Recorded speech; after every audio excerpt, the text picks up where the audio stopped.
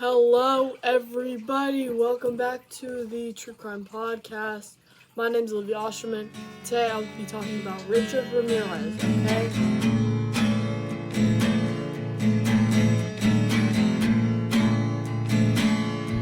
Starting off, childhood, okay?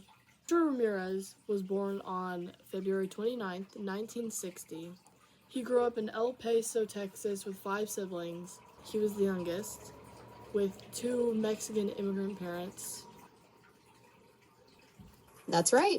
Oh, Ricardo Leyva Munoz Ramirez was indeed born on February 20. he had an abusive father who was also an alcoholic. He would abuse all of his siblings. Him and his parents did not have a very healthy relationship. They were not very close.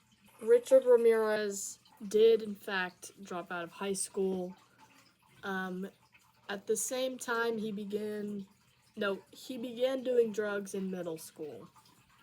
And he dropped out of high school around the same time he started stealing things and committing crimes. Richard Ramirez had many acquaintances. There is one source I saw where he did have a childhood best friend who was there with him around the time where he kind of started to change and become more law-breaking, more troublesome. Other than the reported best friend, everybody else around Ramirez said that he was pretty closed off as a kid. They said he didn't. A lot of his time, I think, was spent alone, playing, or in his room. Miguel Ramirez was his cousin. He was older. Ramirez saw some pretty gruesome things from Miguel, okay? Miguel was a Vietnam War veteran, and he showed Ramirez pictures of mutilated bodies of women who he raped and murdered and then dismembered their bodies. He took Polaroids and showed Ramirez, almost boasting. He later saw Miguel shoot his wife, and after that, Ramirez's drug use reportedly amped up. At 15 years old, this is his first really taste of how it would feel to go after people, because before this he was just doing drugs and stealing. But when he was 15, he began working at Hotel Inn. There are 2 different stories I heard about this, okay? He either broke into one of the citizens' rooms and tried to rape a woman and her husband stopped him, or he molested 2 children in the elevator. He had a plethora of crimes. He raped people, he tortured people, he murdered people, he did drugs, stole cars. His first murder was a 79-year-old woman who he killed. After that, 9-year-old May Leung, he broke into her apartment the basement of her apartment, and raped her, and then murdered her, and then hung her body from a pipe. There were 2 other children who he kidnapped and sexually assaulted. They got out alive, because he abandoned them. There was 1 woman that he stomped to death. Ramirez reportedly had many violent fantasies. One of his jail friends told the interviewer about how Ramirez had many violent sexual fantasies, and he gave in to them. He said he would be crushed if he did not. According to his jail friend, Ramirez said he needed to associate gruesome violence with sex to be completely satisfied, and he had to violently fantasize about his victims before he could go away sexually gratified. He had no reason for killing. He killed to kill. He killed with no remorse. He stole to do cocaine. because he was very addicted to cocaine. He was hard to catch because his crimes did not follow a specific pattern. He did not target specific people, he did not kill in specific ways. The only recurring thing throughout his killings was the pentagram he would leave at the killing site, because he believed that he was an agent of evil and he was working for Satan. His final murder was a couple in Los Angeles. He shot the man and raped the woman and tied her up. She was able to untie herself and call the police. We're narrowing in on Ramirez based on his footprint, on his shoe print. And then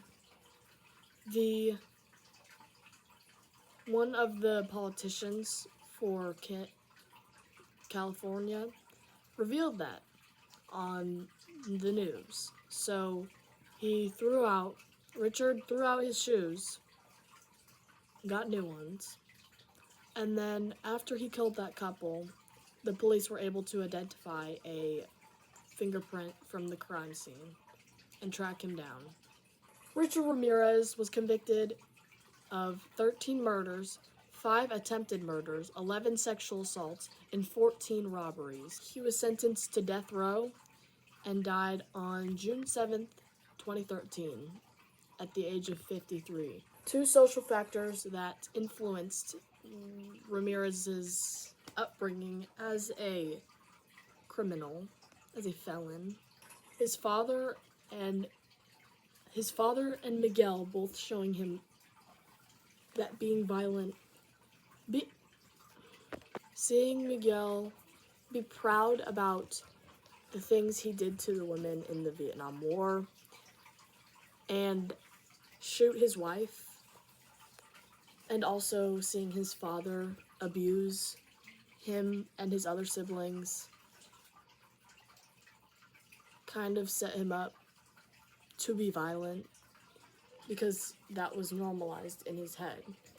I'm sure there is also a link to that and why he fantasizes about violence, and why he said that he said that if he did not carry out those acts, he would be crushed by the urges and by the want to do them, I guess.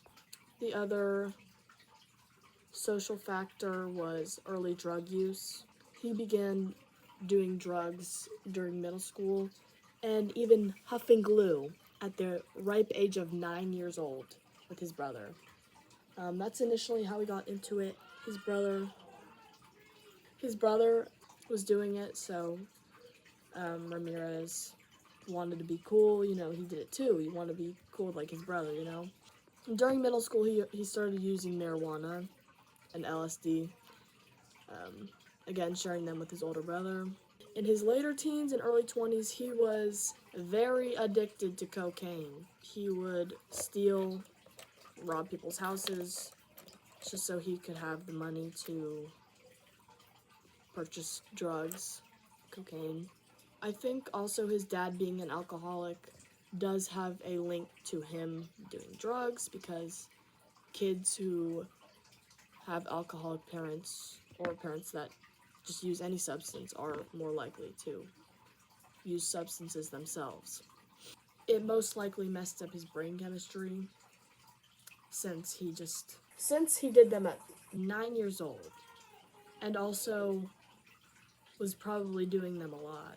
So he didn't think straight, and that combined with seeing violence so much and already feeling little sympathy towards victims, it's really just the icing on the cake. A bonus, I don't know what influenced this, but he was Satanist. He worshipped Satan, and that kind of helped him justify his murders, because he could say he could view them as helpful acts towards Satan, and Satan could be proud of him for committing. I'm going to apply cultural transmission theory to Richard Ramirez, okay? Cultural transmission theory is when it explains how information, behaviors, norms, and beliefs are passed between individuals and across generations through social learning rather than genetics. So, from his father and Miguel, he learned that violence was okay and almost good, almost something to be proud of, which, again, resulted in him not feeling remorse towards his victims and wanting to commit violent crimes just because he was so around it his whole childhood. Seeing two older men in his life that are supposed to be role models, Ramirez could have looked up to them. I don't. He probably looked up to Miguel. Seeing them be abusive and lustful and violent really created an environment where he had a large chance of turning out the way he did. I hope you enjoyed this episode, because I really enjoyed creating it. Make sure to like, subscribe, hit that notification button. I apologize for the water in the background and my sister and her friends. Thank you for watching. I hope I get an A.